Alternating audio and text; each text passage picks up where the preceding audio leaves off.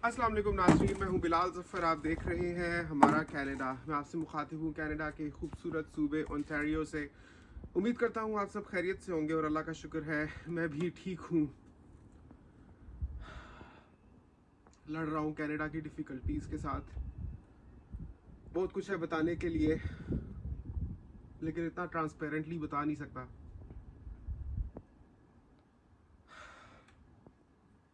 एक चीज़ कह सकता हूँ, आपने देखा पिछले व्लॉग्स में मैंने बहुत बर्फ़ साफ़ की। आज देखा तो थोड़ा पतला हुआ हूँ मैं। आपको मैं दिखाता हूँ। मुझे खुद यकीन नहीं आ रहा।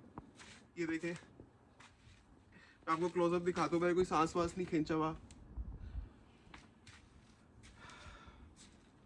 खाने पीने का ज़्यादा होश नहीं रहता इंसान को। इतने काम होते हैं कनाडा में, बाहर के भी, घर के भी, मेंटेनेंस के भी, अपने गाड़ी के, घर की सारी चीज़ें पूरी करना। Absolutely no support system in Canada. मुझे एक मैसेज आया पाकिस्तान से एक खातून का। आपको पता है मैंने अपना व्हाट्सएप नंबर डिस्क्रिप्शन में दिया होता है। नजमा असगर नाम है उनका। कहती हैं कि पाकिस्तान में जो मेरी लाइफ है बहुत ज़्यादा इसमें, मतलब मुझे अपनी प्राइवेट स्पेस अपने हस्बैंड के साथ बिल्कुल नहीं मिलती। कंबाइंड फैमिली सिस्टम है और रोज़ की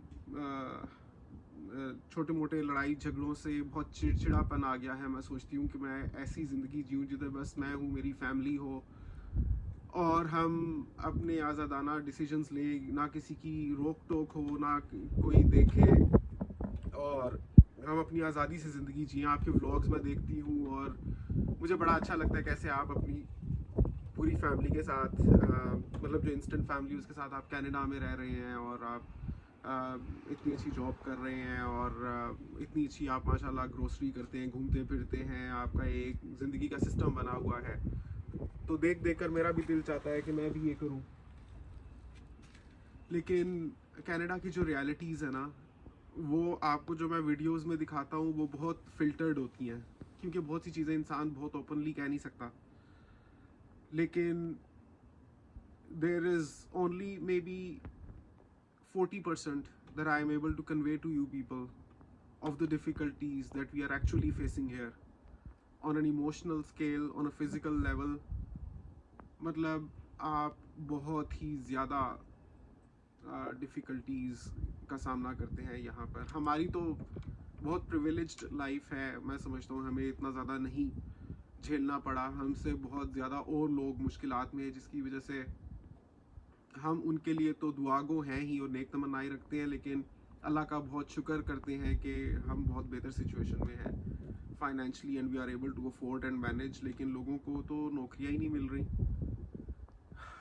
और कितना कितना अरसा हो गया उनको, महीने हो गए हैं उनको कोई जॉब नहीं मिली।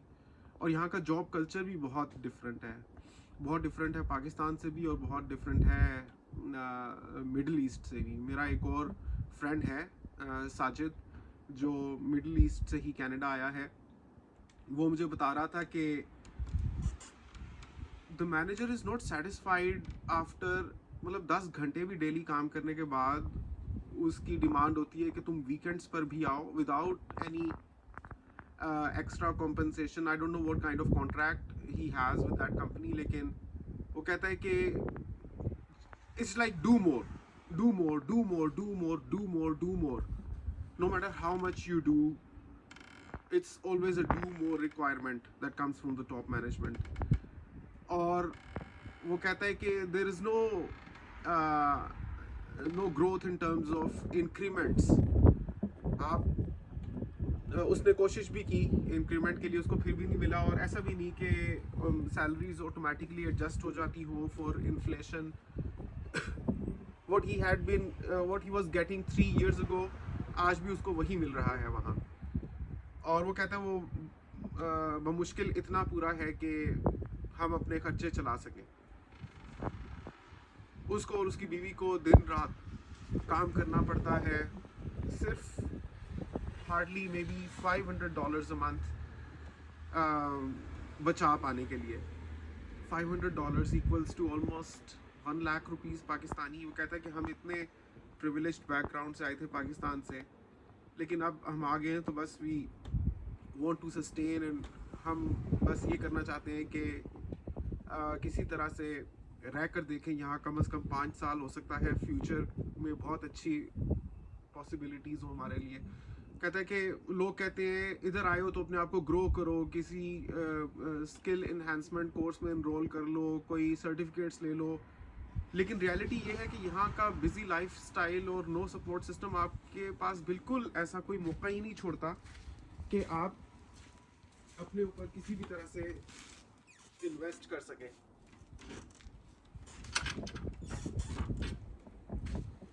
आप अपने ऊपर कुछ भी इन्वेस्ट कर सकें। आपके पास एक सर्टिफिकेट लेने का टाइम नहीं है, उसकी तैयारी करने का टाइम नहीं है।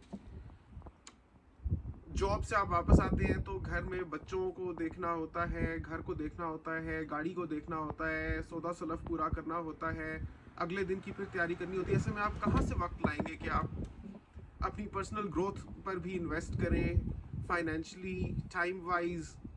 इंसान इंसान है, अपने आप को कितना बियॉन्ड द बाउंड्रीज पुश करेगा। कनाडा, मैं नहीं जानता, शायद कनाडा ही ऐसा है या सारे ममालिक ही ऐसे होते हैं, लेकिन particularly Canada, because of specially this winter also, because this comes with an added baggage of all this snow, जिसको साफ रखे रखना होता है। अब आप के पिछले वीडियोस में कमेंट्स आ रहे थे कि आप तो खुद टेनेंट हो, आप क्यों बर्फ साफ कर रहे हो, आपकी ये जिम्मेदारी नहीं है। लेकिन समटाइम्स आपको करना पड़ता है, बिकॉज तो आपको करना पड़ता है। आपको बहुत सी चीज़ों के साथ एक ही वक्त में डील करना पड़ता है। एंड देन यहाँ का जो मेडिकल सिस्टम है, that's just heavily under resourced, बहुत अंडर रिसोर्स्ड है। हमें तो यही डर लगा रहता है कि कोई ऐसी कैविटीज़ ना दांतों में बन जाए, कोई रूट कनाल सिचुएशन ना बन जाए, क्योंकि एक रूट कनाल आपकी विद कैप $4000 में पड़ती है। अभी मैंने पहले एक रूट कनाल करवाई थी, उसके कैप के $1500 अभी लगाने बाकी हैं। और एक और दांत की मैंने अभी कैविटी करवाई है फिल, क्योंकि वो ऑलमोस्ट रूट कनाल सिचुएशन बन गई हुई थी, and that would have again been a $4000 expense. तो कितने 32 दांत आपके मुंह में है, 32 दांत आपकी बीवी के मुंह में है, बच्चों के मुंह में भी हैं। बच्चों का तो खैर फिर कुछ कवर्ड होता है, लेकिन अगर आपको वर्क प्लेस से मिल रही होती है up to a certain percent coverage, तो फिर उसी को काउंट किया जाता है। तो हमें 90% कवर्ड है, बट उसमें सारे प्रोसीजर्स कवर्ड नहीं है। For example, root canal procedure was covered but the cap is not covered now. So all in all, and this is just one example that I'm giving you. It's mostly just अपने Advil और Tylenol. I'm not giving any advice to anybody, लेकिन यहाँ पर ज़्यादातर Advil और Tylenol लोग खाते हैं, over the shelves मिलती हैं, उसी से खांसी, नज़ला, ज़ुकाम वगैरह कंट्रोल करते हैं, मसल एक, headache. But other than that, यहाँ ना यहाँ के कुछ फ़ायदे भी हैं, लेकिन there's a very very long list that makes us question every day, क्या हमारा यहाँ आने का डिसीजन ठीक था। और ये क्वेश्चन सिर्फ हम ही नहीं कर रहे, ये क्वेश्चन वो लोग भी कर रहे हैं जो यहाँ 10-10 साल से आए हुए हैं, जिनको यहाँ आए हुए 15-15 साल हो गए हैं, कि क्या हमने यहाँ आकर ठीक किया,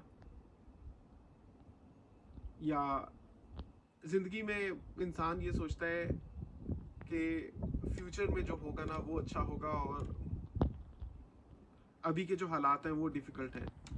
और समटाइम्स ऐसे लगता है कि जो गुजर गया दरअसल वो असासा था, और जिसको हम असासा समझते थे वो उससे बहुत ज़्यादा मुश्किल था, और शायद इतना ठीक नहीं था। At the end of the day it's all confusion, और इंसान अपनी लिमिटेड अंडरस्टैंडिंग की वजह से कुछ कह नहीं सकता कि उसके डिसीजंस ठीक है या नहीं। वो तो how things unfold in the long run in the future, तभी उसको रिफ्लेक्ट बैक करके ही पता चलता है कि उसने डिसीजंस ठीक लिए थे या नहीं। लेकिन पाकिस्तान से कनाडा मूव होना, मेरे चेहरे के एक्सप्रेशंस पढ़कर आप समझ सकेंगे शायद कि कितना ठीक है। और आपको क्या लगता है, आप क्या समझ पा रहे हैं, नीचे कमेंट्स में ज़रूर बताइए। आपसे मुलाकात होगी इंशाल्लाह अगली वीडियो में, तब तक के लिए अल्लाह हाफिज़।